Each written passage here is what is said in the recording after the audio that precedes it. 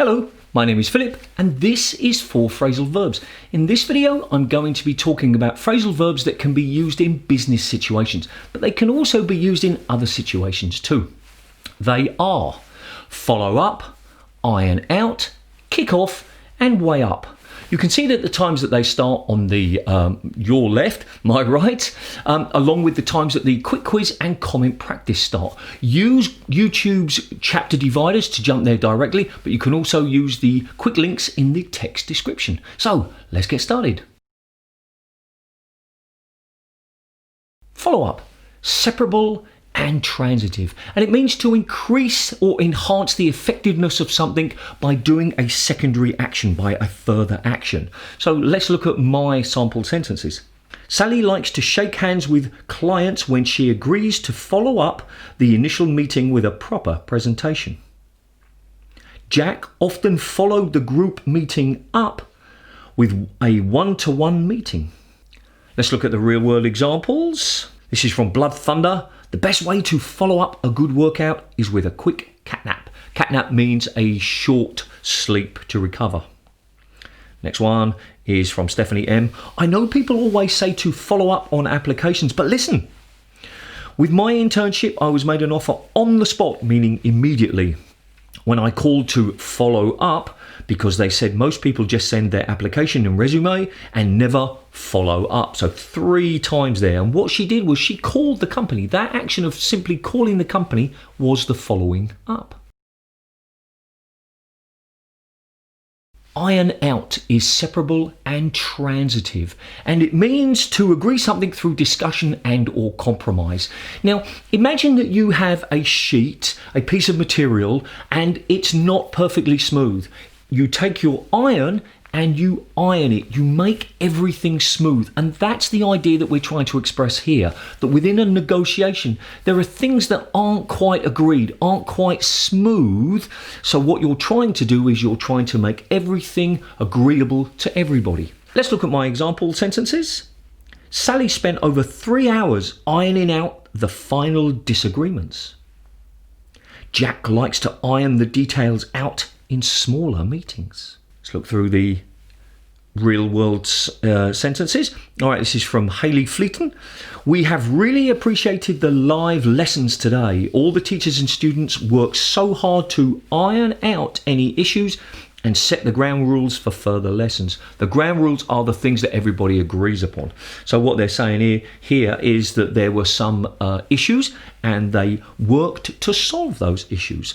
Next one is from Mike Hill, and he says, otherwise, I have been teaching more or less as I normally do so far, but there are still lots of things to iron out and to get better at. But overall, it's been a lot more positive than I thought.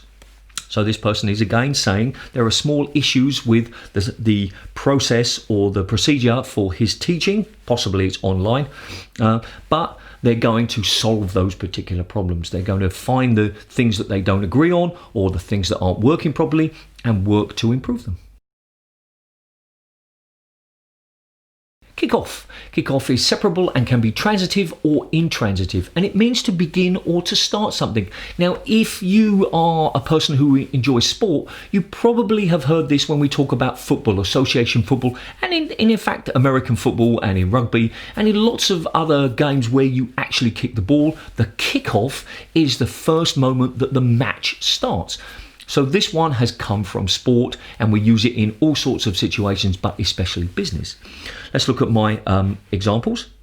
Jack kicks his meetings off with a brief preview of the meeting's topics and his expectations. Sally's boss likes to kick off her meetings with a hand gesture. Let's look at some real world examples. All right, this one is from, I'm not even going to pronounce this, OKMIJNUHB. Okay, fine. Stories are one of the most powerful ways to kick off a presentation, and movie quotes from comedies. So they're talking about how this person or recommended how you start your presentation. I'm not saying I agree with that, just giving you the real world example. And the next one is from Prism Media. A joke is a great way to kick off a meeting or call. but nothing's worse than having to explain your joke. So maybe kicking off a meeting with a joke is not a great way, unless you're 100% sure that the people listening will understand the joke.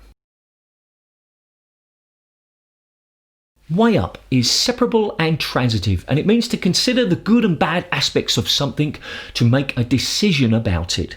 Now, imagine a scales. Now, nowadays you put something on top and you get a digital readout or even an analog readout. But originally, scales were something where you had to balance things. And this is the idea, and the hand gesture is very important. We need to weigh up the good and the bad. We need to decide which is the most important aspects.